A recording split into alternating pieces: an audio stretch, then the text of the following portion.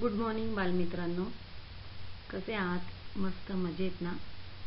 घरीच राहा, सुरक्षित राहा. बघा, गेल्या वेळी आपण स्थूल वाचन अभ्यासलं.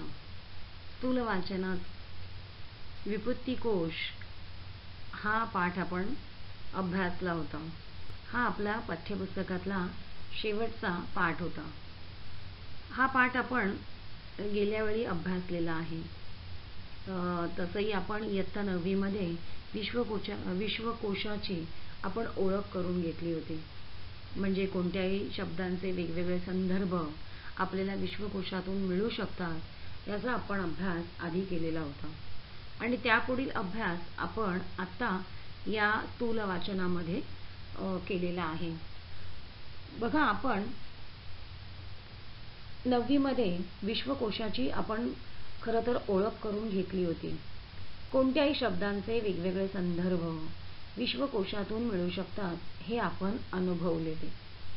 हे शब्द तयार कसे होतात किंवा हे शब्द तयार कसे झाले असावेत हे अनुभवण्यासाठी विपत्तिकोश पाहणे गरजेचे असते. विपत्तिकोश पाहण्याची गरज कळावी आणि त्याच्या अभ्यासाची आपल्याला सवय लावावी हाच हेतू या पाठातून आपल्याला दिसतो. म्हणजे त्याच उद्देशाने विद्यार्थ्यांना हा पाठ मला वाटतं अभ्यासाला आहे.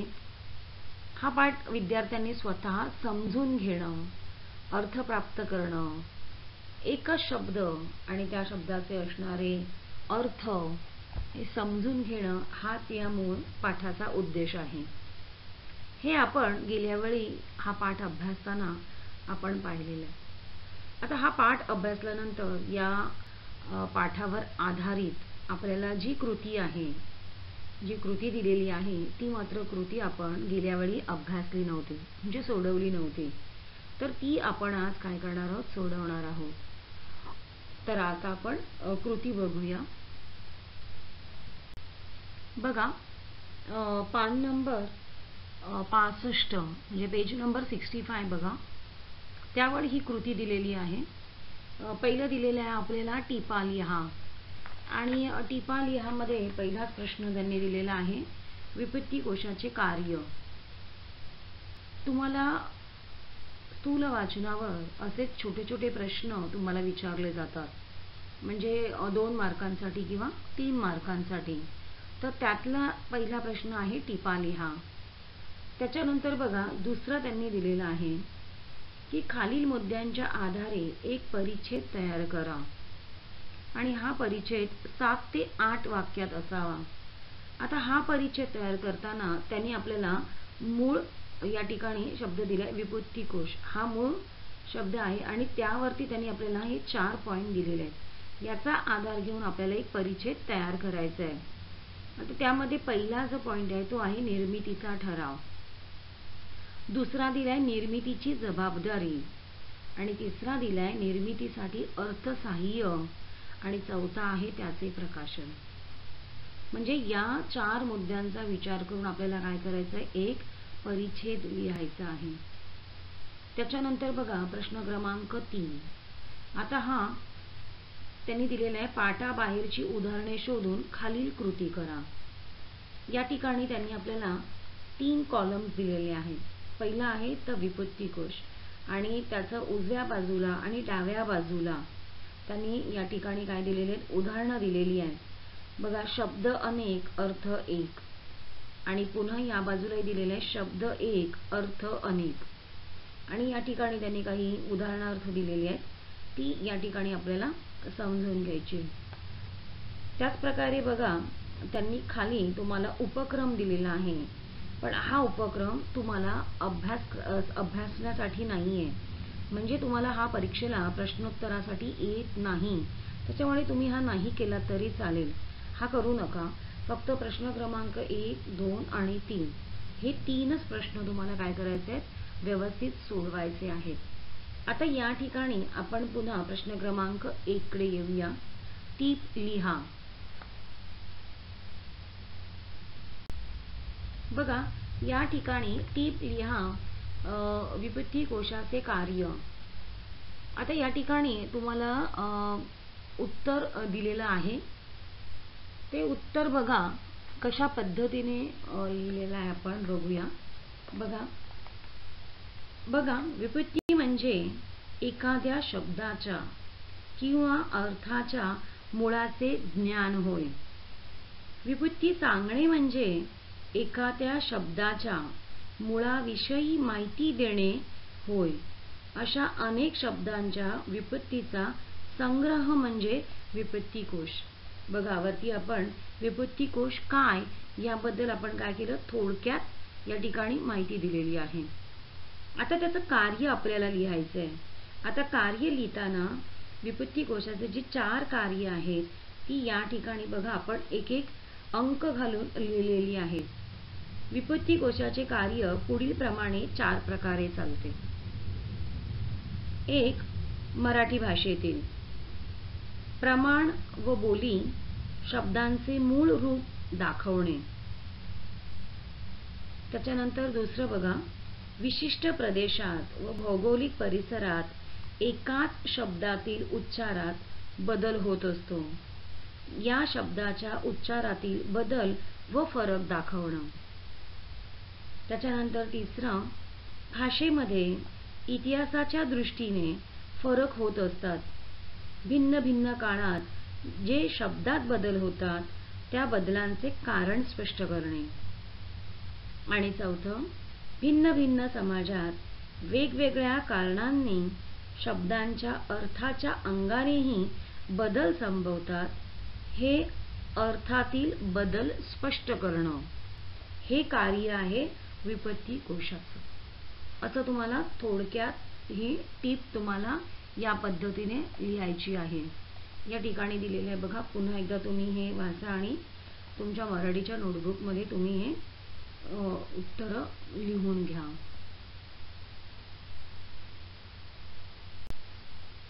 बघा आता या ठिकाणी प्रश्न क्रमांक जो 3 आहे, हा प्रश्न क्रमांक 3 बघा या पद्धतीने या ठिकाणी दिलेला आहे. मी बघा 3 आपण कॉलम बघितले. पहिल्या याच्यामध्ये बघा शब्द अनेक अर्थ एक. या ठिकाणी बघा आपल्याला उदाहरणार्थामध्ये जल, नीर, तोय आणि पाणी असे दिलेले आहे. व्युत्पत्ती कोश दिलेला आहे. पुढे त्यांनी पुन्हा दिलेल्या आहे कॉलम मध्ये बघा शब्द एक अर्थ अनेक. या ठिकाणी त्यांनी दिलेले आहे बघा उदाहरणार्थ पान. आता पान आपण हे पान हा शब्द आपण वेगवेगळ्या संदर्भामध्ये आपण वापरतो. उदाहरणार्थ बघा झाडाचं पान, पुस्तकाचं पान. खरं म्हणजे पुस्तकाच्या पानाला पुष्टही म्हणतात किंवा झाडाच्या पानाला पर्ण म्हणतात. पण आपण असं म्हणताना झाडाची पानं किंवा पुस्तकाचं पान असं म्हटलं जातं. म्हणजे पान हा एकच शब्द आहे पण तो वेगवेगळ्या संदर्भाने आपण तो काय करतो, वापरतो. असे अनेक शब्द असतात की जे आपल्या म्हणजे अभ्यासामध्ये येतात. उदाहरणार्थ बघा पाठ. आता पाठ म्हणजे शरीराचा एक अवयव आहे, पाठ आपण म्हणतो. दुसरं म्हणजे काय तर आपण बघा बसायला जो जेवताना बसायला घेतो ते पाठ म्हणजे लाकडी पाठ, त्यालाही आपण पाठच म्हणतो. म्हणजे शब्द एक आहे पण तोच शब्द आपण वेगवेगळ्या संदर्भात कशा प्रकारे वापरतो. आता या ठिकाणी बघा खाली उत्तर दिलेलं आहे. शब्द अनेक जसं सागर, रत्नाकर, सिंधू आणि जलधी हे अनेक शब्द आहेत पण याचा अर्थ एकच आहे, समुद्र. म्हणजे हे सगळे समुद्राला आपण काय करतो, बोललं जातं. आता शब्द एक म्हणजे तीर. कळलं. आता तीर हा अर्थ अनेक आहे. तीर बाणाला पण आपण तीर म्हणतो किंवा किनारा त्यालाही तीर म्हटलं जातं.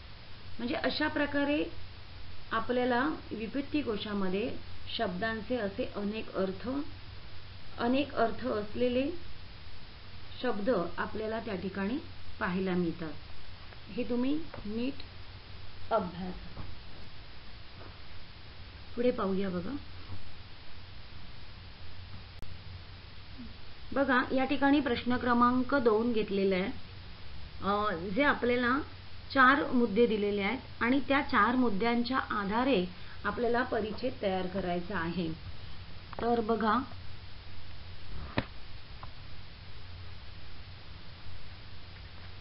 आता या ठिकाणी 4 जे मुद्दे आपल्याला दिलेले आहेत त्याचा आधार घेऊन आपण बनवणार आहोत. विपत्ती कोश एखाद्या शब्दाबद्दलचे कुतूहल शमवण्यासाठी आपण विपत्ती कोशाची मदत घेतो. विपत्ती कोशात आपल्याला मूळ शब्द कर्ता केव्हा कुठे निर्माण झाला हे तर कळतंच, परंतु अन्य भाषात तो कसा आला आहे व तो कोणत्या रूपात आहे हेही आपल्याला कळतं.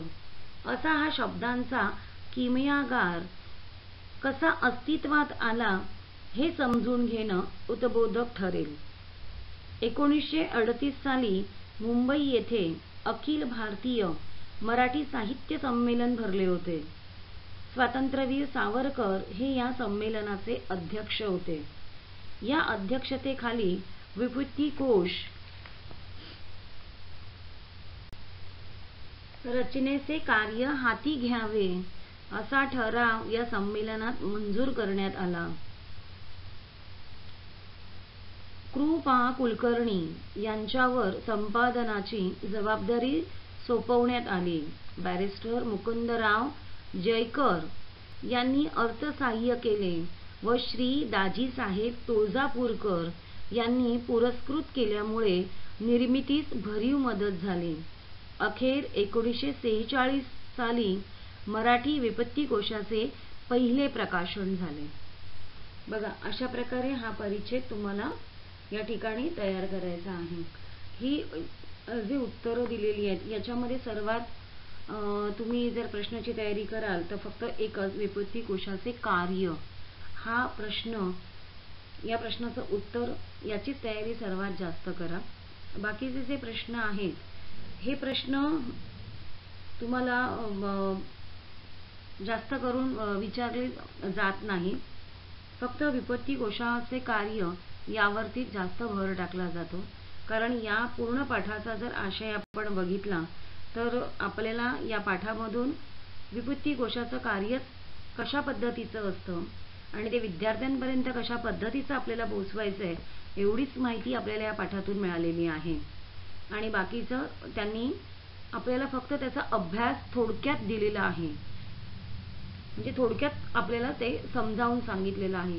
म्हणून मी सांगेल की ह्या पाठाचा अभ्यास करताना जेव्हा तुम्ही कृती सोडवाल तेव्हा कृती सोडवताना फक्त तुम्ही विपत्ती कोशाचे कार्य ही टीप अगदी चांगली पाठ करा, म्हणजे ती तुम्हाला व्यवस्थित लिहिता येईल. त्या कृतीचा व्यवस्थित अभ्यास करा आणि तो अभ्यासही सोपा आहे, त्याचं उत्तरही अगदी सोपं आहे, त्याच्यामुळे तुम्ही सहज आणि व्यवस्थित करू शकाल. बघा या ठिकाणी विपत्ती कोश स्थूल वाचन ह्या ठिकाणी पूर्ण झालं. आपला 10वीचा जे अभ्यासक्रमामध्ये स्थूल वाचन जे आहे 4 त्याच्यापैकी एक स्थूल वाचन तर अभ्यासक्रमामधून वगळण्यात आलेलं आहे. पाहिलं तर आता फक्त तुम्हाला 3च स्थूल वाचन आहेत. या 3च स्थूल वाचनाचा तुम्हाला अभ्यास करायचा आहे. आता या स्थूल वाचनामध्ये तुम्हाला कोणत्याही प्रकारचे एका वाक्यात किंवा ऑब्जेक्टिव्ह असं कोणतेही प्रश्न विचारले जात नाही. यावरती फक्त तुम्हाला टिपा लिहा आणि ब्रीफ असेच प्रश्न विचारले जातात.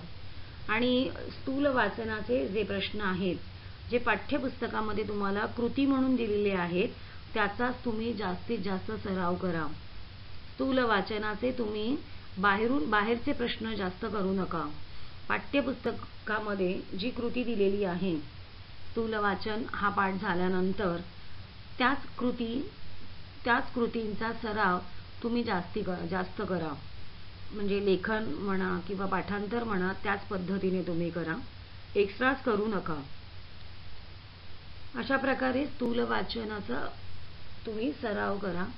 बघा या तिन्ही स्थूल वाचनाचे जे प्रश्न आहेत जे पाठ्यपुस्तकामध्ये दिलेले आहेत कृती म्हणून ते अगदी मला वाटतं 3 की 4च आहेत प्रत्येक लेसनचे, म्हणजे कमीच आहेत प्रश्न ते. ते 4 प्रश्नांची उत्तरं तुम्हाला पाठ करणं किंवा लिहून काढणं, त्याचा सराव करणं सहज शक्य आहे. कारण बघा, आज कोरोनामुळे तुम्ही सर्वच घरी आहात, त्याच्यामुळे तुमच्याकडे खूप वेळ आहे.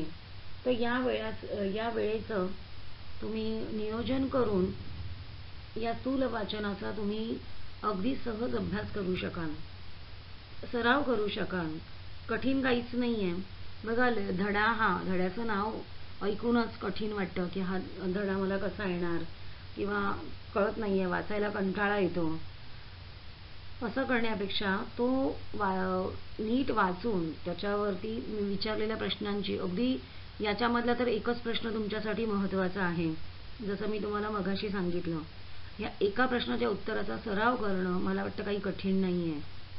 आणि जे आपण करत आलेलो आहे तेच याचं उत्तर आहे, की आपल्याला शब्द कसे तयार झाले, ते कुठून आले, कशा पद्धतीने आले, त्याचे अर्थ कसे बदलले जातात, संदर्भ कसे बदलले जातात, यावरतीच त्यांनी काय केलेलं आहे, भर दिलेला आहे. आणि म्हणून मला वाटतं की तुम्ही सराव जास्तीत जास्त करा, लिखाणाचा सराव करा. वाचण्याचा सराव तुमच्याकडून आता झालेला आहे. खरं तर आता डिसेंबर महिना आहे, तर या महिन्यापासून तुम्ही आता लिखाणाला जास्त सुरुवात करा. तुमच्याकडे प्रश्नसंच असतील तर ते प्रश्नसंच तुम्ही घ्या, त्याच्यामध्ये एक एक भाग तुम्ही सोडवायला घ्या. उदाहरणार्थ बघा, आपले प्रश्नपत्रिकेमध्ये 4 प्रकार पडतात. एक गद्य, पद्य, त्याच्यानंतर स्थूल वाचन, व्याकरण आणि उपयोजित लेखन म्हणजे निबंध लेखनाचा पूर्ण भाग. तुम्ही तुमच्या वेळेचं नियोजन करून त्यातला कधी तुम्ही उपयोजित लेखन करा, कधी त्याच्यामधलं ग्रामर तुम्ही सोडवा. असं टप्प्याटप्प्याने तुम्ही आधी पेपर संचामधले भाग सोडवायला सुरुवात करा. आणि नंतर मग तुमचा जो टप्प्याटप्प्याने अभ्यास झाल्यानंतर जानेवारीपासून तुम्ही मग पूर्ण पेपर, जो 80 मार्काचा पेपर आहे, जसा SSC बोर्डला तुम्ही SSC बोर्डचा पेपर सोडवणार आहात, की ज्याला वेळेचं महत्त्व असतं आणि त्याच्यामध्ये तुम्हाला स्वतःलाही तुमचं सादरीकरण, तुमचं हस्ताक्षर, शुद्ध लेखन, या सगळ्या गोष्टींवरती तुम्हाला भर द्यायचा असतो. आणि या सगळ्या गोष्टी जेव्हा तुम्ही सराव कराल तेव्हाच तुमच्याकडून त्या होतील. म्हणून मी सांगेल की जानेवारीपासून तुम्ही हे 80 मार्काचे पेपर तुम्ही स्वतः टाईम म्हणजे वेळ घेऊन ते स्वतः पेपर सोडवायला घ्या. आपण किती मिनिटात हा पेपर सोडवू शकतो, किती तास आपल्याला लागतात, एका प्रश्नाला आपण किती वेळ देतो, हेही तुम्हाला नक्कीच कळेल. किंवा पेपर लिहिताना आपली जास्त घाई तर होत नाही ना, कोणत्या प्रश्नाला किती कशा प्रकारे तुम्ही सामोरे जाता, हेही तुम्हाला कळेल. कारण ज्या वेळेला आपण सराव करतो ना, त्यावेळेस आपल्याकडे आत्मविश्वास जास्त येतो. आणि म्हणून सांगेल की सराव तुम्ही जास्त करा. आज तुम्ही घरात आहात तर तुम्ही खरोखर करू शकाल. कारण आता परीक्षेच्या दृष्टीने मला आणि आपल्या अभ्यासक्रमाच्या दृष्टीने आपल्या पाठ्यपुस्तकाचा अभ्यास तर पूर्ण झालेला आहे. म्हणून आता तुम्ही मला वाटतं प्रश्नसंच सोडवायला घ्या आणि हळूहळू सोडवत एक एक भाग सोडवा. पूर्ण सोडवू नका, एक एक भाग सोडवा आणि बघा तुम्हाला कशा पद्धतीने ते जमतात आणि किती वेळ लागतो. हे सोडवताना तुम्ही तुमचं हस्ताक्षर आणि शुद्ध लेखन या 2 गोष्टींकडे जास्त लक्ष द्या. किंवा पेपर नुसतं सोडवायचा आहे म्हणून घाईघाई करून पेपर सोडवू नका, असं करू नका. पेपर लिहिल्यानंतर आपण तो काय लिहिलंय त्याच्यामध्ये ते नीट वाचा. आपल्या कुठे चुका होतात, कशा शुद्ध लेखनाच्या आपण चुका केल्यात, त्या समजून घेण्यासाठी आपण सराव करत असतो. कारण जेव्हा तुम्ही पेपर सोडवता तो पेपर तुमचा काही त्याचे मार्क्स काही शिक्षकांकडे येत नाही किंवा बोर्डलाही जात नाही. हे सराव तुमच्यासाठी असतो की आपण एक पेपर सोडवल्यानंतर आपण कुठे चूक केली आहे हे कळण्यासाठी तो पेपर वाचणं आवश्यक असतं. आणि म्हणून तो सोडवलेला पेपर तुम्ही स्वतः वाचा की खरोखर आपण कुठे चुकलोय, आपल्याला काय करायला पाहिजे हे नीट समजून घ्या. आणि जेव्हा तुम्हाला ते समजणार नाही ते तुम्ही शिक्षकांना विचारा. म्हणजे मला विचारलं तरी चालेल, पण तुम्ही आता सरावाच्या दृष्टीने तुम्ही तुमचे विचार करा. तुमचं स्वतःचं असं एक वेळापत्रक तयार करा. प्रत्येक विषयाला योग्य ती वेळ द्या आणि त्या वेळेनुसार तुम्ही आपला अभ्यास पुढे चालू करा. कारण जितका जास्त सराव कराल तितकं तुम्हाला या म्हणजे पेपर सोडवण्यास तुम्हाला चांगली मदत होईल आणि मला वाटतं चांगल्या प्रकारे तुम्ही ते पेपर सोडवू शकाल. आपण या ठिकाणी थांबूया. पुन्हा भेटूया.